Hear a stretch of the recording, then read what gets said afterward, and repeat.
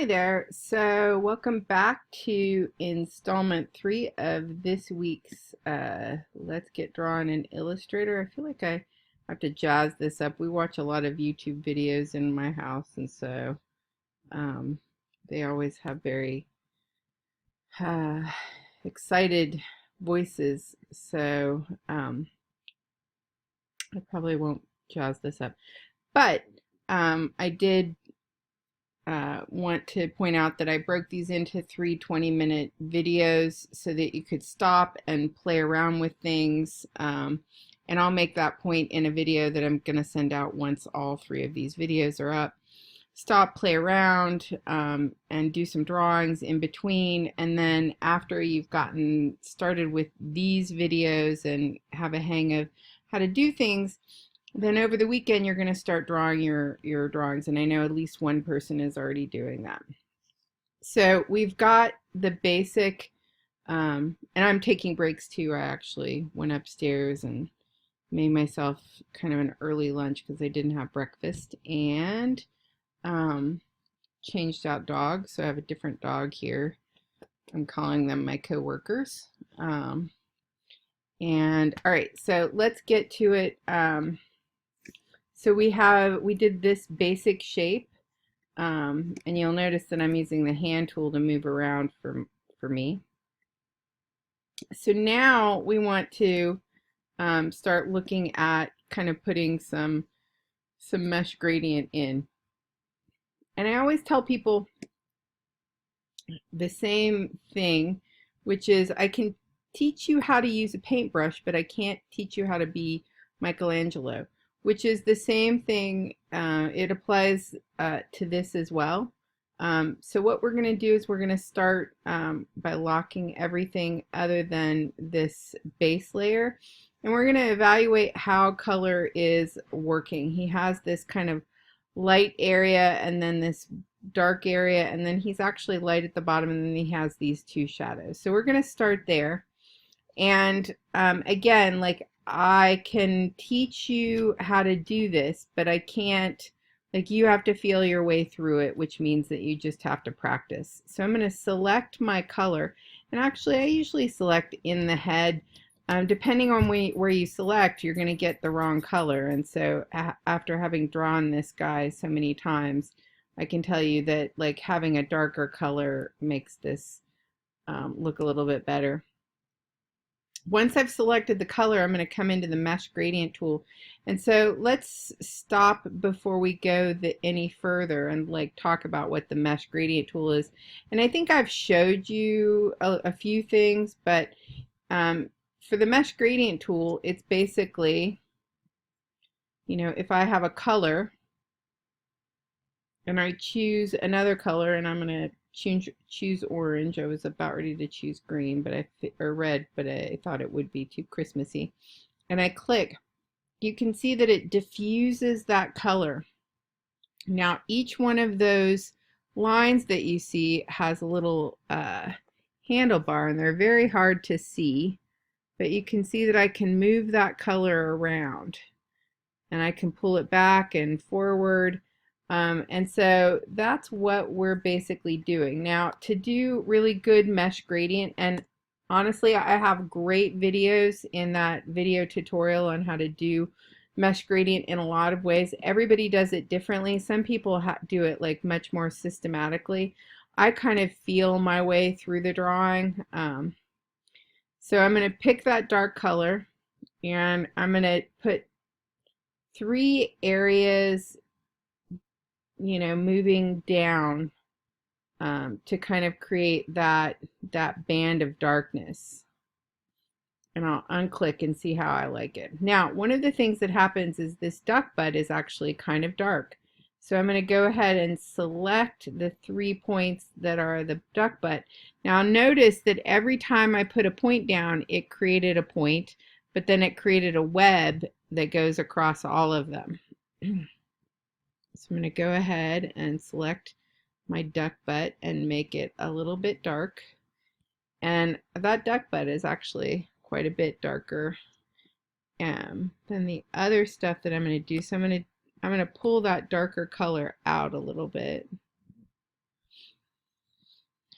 And you can see that I've kind of created that sense of darkness around the base. I'm going to stop there because I don't want to bombard you with like getting too crazy technical on our first drawing. And then come up here to our mesh right up here. And those, again, I don't grab colors from there. They're way too dark, so I tend to grab in the head for these colors. And then I'm going to try to make connections to mesh gradients that I already have. So you can see that I have already a line here. So I'm going to put a dark area there, and then I have a line here, and I'm going to put a dark area there.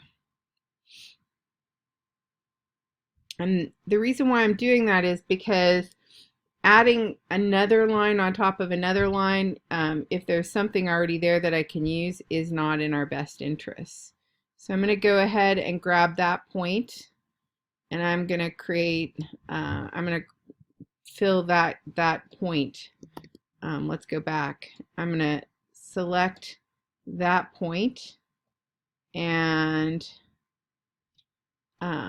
select a darker color to kind of make that shadow that his bill has. And then I've done this as well. I'm going to leave it there for the moment.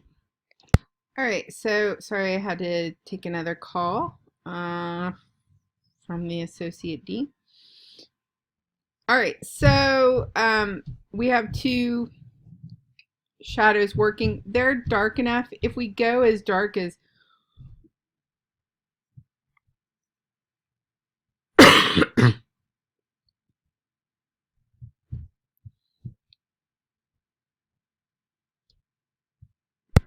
All right, sorry you guys, I didn't realize I had my mic pushed to the top of my head, and then I had a little bit of a coughing fit. My allergies are driving me nuts. Anyway, so I was saying that I have these two shadows indicated. They're not as dark as they are here, but frankly, if we play them as dark as we are here, number one, we have to do a much more detailed drawing, and this is really just intended to get your feet wet. And number two, they really are dark. You know, it's very different in pixel format versus what happens for what happens in vector format. All right, so I'm going to unclick there because we've got the body pretty much taken in hand, and then we're going to move up to the head. So I'm going to unclick the head, and I'm going to select the head and make it much darker than it is now. Because the way this head works is it's literally the easiest. Whoops, you can see if I pick the wrong shade, it goes real dark real quick. It's really just a highlight here in the center. So we're going to let that go. And then I'm going to come down here, and I'm actually going to pick one of these really bright yellows to get a little bit more contrast. And then I'm going to go with my eyedropper, and then I'm going to go back to my mesh gradient, and I'm going to pop it in the center of his head. And that does a really great job of kind of illuminating his face. So we're going to leave those guys alone for the time being, and now we're going to move on to his bill, because the bill is actually, I don't like the way that that's working. It's maybe a little bit too bright. All right, better. All right, so the next thing we're going to do is do his bill. You can see that they have two highlights that I consider to be really important, and those are oddly enough easier than you would assume. So we're going to go ahead and lock our head, unlock our bottom of the bill, and before we zoom in on this, we're going to come over and grab the color. You can see it's actually kind of a pink color, it's not white, so that's a really important thing to know, is that sometimes color in a color has a little bit of a different expectation than you might have thought or that you might have expected. So I'm going to come over to my mesh now that I have the pink, and I'm going to hit click. Now you can see that that washes back, and I know you're thinking, oh, this is never going to work, this is never going to work. I want you to think about this as like holding the dam. because that's basically what we're about ready to do. We're going to hold the dam that is flooding through that. Oops, I'm going to put that back. And then we're going to do that by, and this is the really key thing, we're going to go to outlines, and to hold the dam, oops, let's go back into preview, because I need to actually grab the dark color before I do this. So I'm going to go here and I'm going to select that dark color that, oops, make sure you don't have anything selected when you do this. I'm going to select that dark color. And then I'm going to go back into outline view. And I'm going to go to my mesh gradient and I'm going to click right on the other side of this. And then this is the line where the pink is happening. I'm going to click there. Oops. I'm going to click right there. I'm going to click right there. And I'm going to click on the other side. So basically I held it on all four corners. You can see that I clicked here, here, here, and here. And when we go to preview, what you're going to see is that we now have a very teeny tiny highlight that is perfect, right? So it's super easy. And again, you're basically holding a dam so that color is not flooding back that way. We're going to do the same thing here on this top bill. So we're going to unclick here. I noticed while I was doing this that I was not very happy with this area over here, and I was probably trying to go a little bit more quickly than I needed to. So I'm going to unlock that layer and fix those. And to be honest, I really think that I have too many points here. So I'm going to come in here and I'm going to delete that. And then I'm just going to smooth that over. Too many points, and I did not make this point. A lot of people try to draw like this. If you do this, number one, your mesh gradient is going to be a complete disaster. You need to do as few points as possible, and that's why my technique works, because you're doing as few points as possible. So before we go on, I'm going to zoom out a little bit and grab that color. Pepper, knock it off. You're on video. I don't know if you can hear, but my dog is deciding that she doesn't want to be with me anymore because she can hear everybody upstairs. All right, so I'm going to come up here and I'm going to do the same thing. I'm going to click right there at the edge, and you can see that this time the line went back that way and it around this way. And then I am going to come over here and I'm going to select that. Oops, remember, unclick what you're doing. I'm going to select over here for that color. Now, one of the reasons why I do the outline view is because sometimes it's very hard to see. But if you roll over it, you can see it, and I'm hoping you can see it in the video. But you can see it. So I can still do the dam here. So you can see that I'm coming on all of those four areas. And I'm just giving myself a teeny tiny highlight. So let's look at like our duck with mesh gradient versus our duck without, which is one of the reasons why I like to have this guy waiting in the wings. You can see that he has dimension. He looks like a reasonably like cheap piece of clip art. You know, I would never sell this to anybody because it's very much a quick rough drawing. But you can see that very, very quickly, you know, we could have this duck with a sense of light and shadow very easily. Mesh gradient is amazing.